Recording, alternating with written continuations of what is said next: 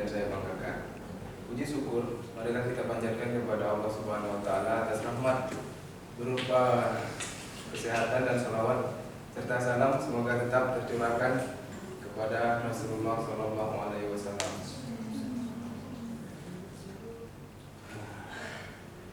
Baiklah, perkenalkan nama Bapak Julpandi, bisa dipanggil Indi.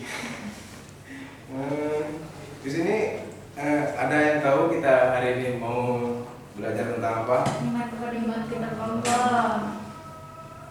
Sebelum kita belajar, Bapak ingin anak-anak merapikan tempat duduknya.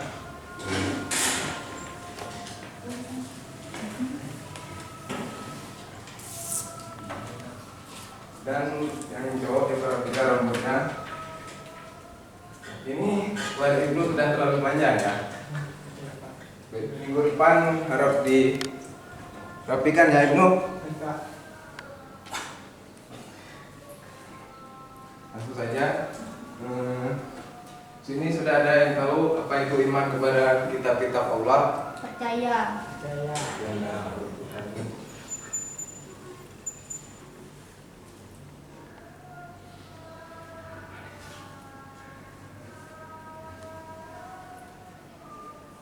Iman kepada kitab-kitab Allah itu adalah kita itu mempercayai bahwa kitab Allah itu diturunkan kepada Rasul-Rasulnya dalam bentuk kitab suci.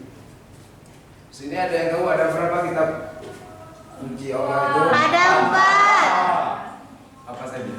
Zabur.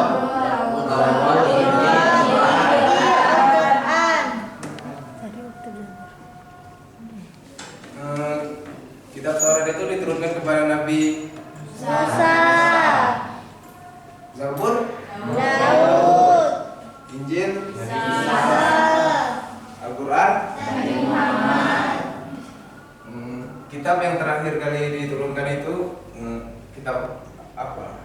Al-Quran. Al-Quran. Kenapa diturunkan terakhir kali? Karena sebagai penyempurnaan kitab-kitab sebelumnya. Bagus banget sih anak-anak Bapak ini.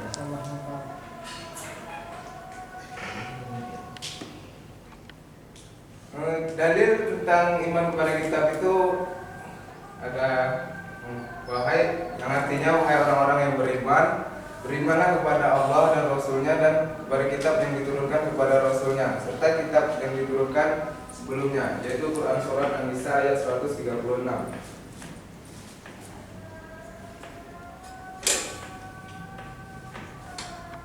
Ya, ada beberapa hikmah ketika kita beriman kepada kitab Allah.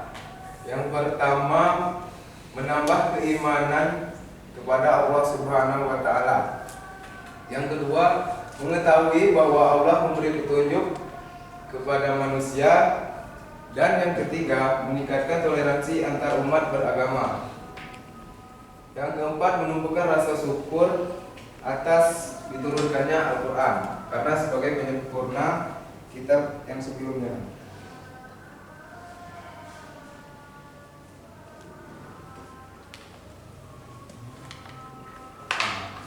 Iman kepada kitab Allah itu adalah bagian penting dari rukun iman sebagai muslim. Jadi kita sebagai muslim itu wajib untuk mengimani dan mengamalkan isi Al-Quran sebagai pedoman hidup kita. Cukup sekian penjelasan tentang beriman kepada kitab-kitab Allah. Di sini Bapak ingin memberikan kalian tugas dibagi 2 kelompok.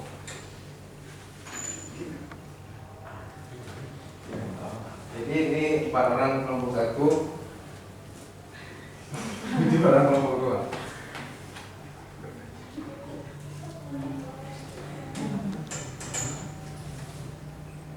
Yang kelompok pertama itu membuat 5 contoh alat terpuji. Kelompok 2 membuatkan 5 contoh alat terpuji.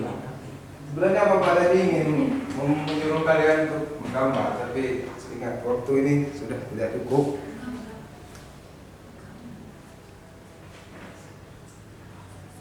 Silakan dibuat. Iya, Pak.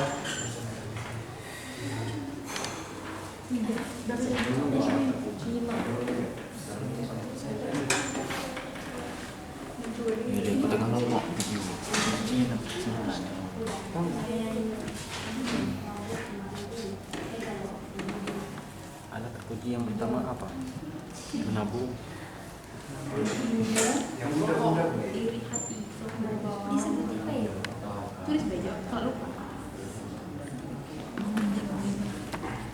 Gibah. Ada yang ingin ditanyakan? Menggunjing orang itu dosa. Menggunjing orang itu dosa.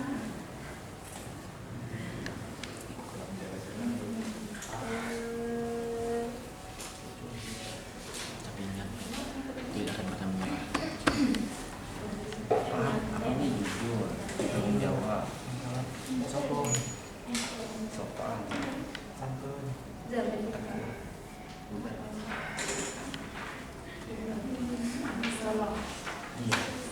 Jangan. What?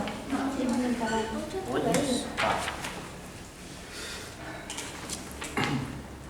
Ya, ada apa? Ini contohnya saja kan Pak? Ya, contohnya saja. Nanti jelaskan satu yang ke depan. Contohnya dijelaskan. Ya, yang kalian tulis itu. Terus itu apa? Ini kan Bapak tadi menyuruh kalian untuk buat kalimat contoh alat terpuji. Nah, kasih Pak. Nanti satu saja ya, yang maju. Saja diminta. Oh, oke. Cepat. Lanjut.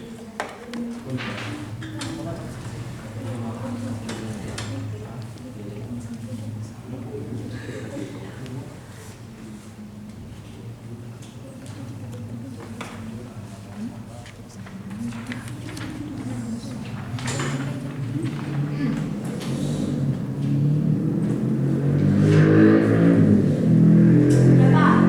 Udah ya? Udah. Satu udah ya? Sudah. Ya, maju saja program satu. Jelaskan yang kalian tulis tadi. Sebutkan.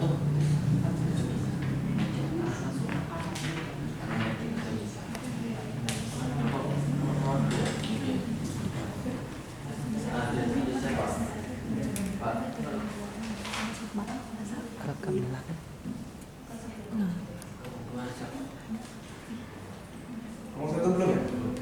Ya, kelompok dua silakan untuk maju. Baik, ini kami akan menjelaskan kalimat contoh alat tercela.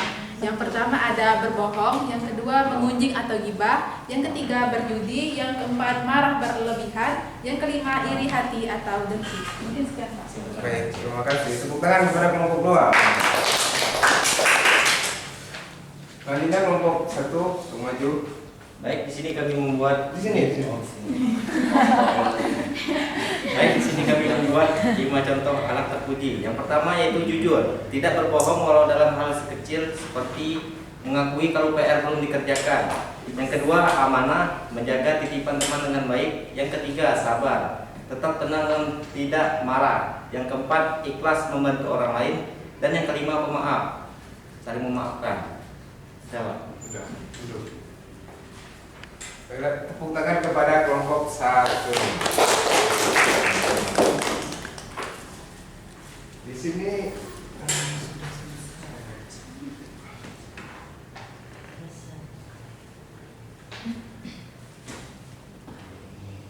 ada yang ingin ditanyakan? Tidak. Berarti kalau tidak ada pertanyaan, Bapak yang nanya. Aduh. Boleh, Pak. Boleh, Pak.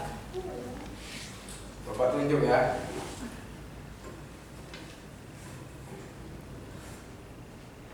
Ya, Ibnu Khairin Najib. Di sini Bapak ingin menanyakan apa saja kitab Allah yang wajib kita imani dan siapa nabi yang menerimanya. Tadi kan sudah dijelaskan. Pertama kitab Taurat yang diturunkan kepada Nabi Musa. Kemudian yang kedua itu kitab Zabur diturunkan kepada Nabi Daud. Kemudian kitab Injil yang diturunkan kepada Nabi Isa dan Al-Quran kepada Nabi Muhammad. Benar, banget. Tepuk tangan.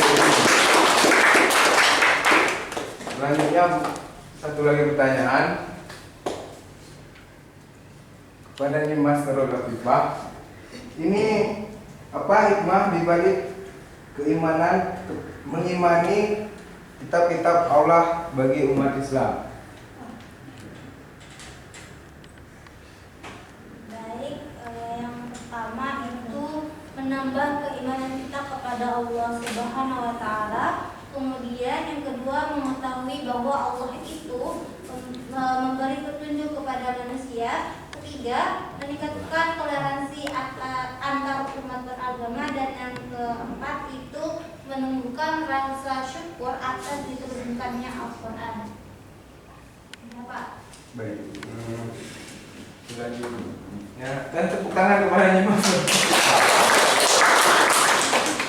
Mungkin selesai sudah pembelajaran kita pada sore hari ini. Ya, Pak. Bapak ingin satu untuk menyimpulkan pembelajaran kita hari ini kepada Ibnu.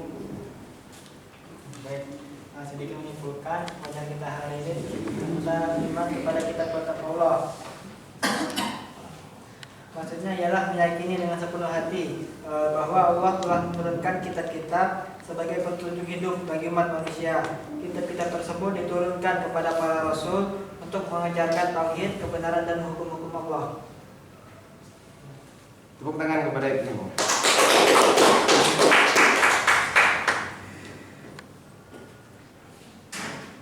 Dan mungkin cukup sekian belajar kita pada hari ini. Semoga apa yang kita pelajari bisa kita bawa pulang. Sebelum kita menutup, tepuk tangan untuk kita semua.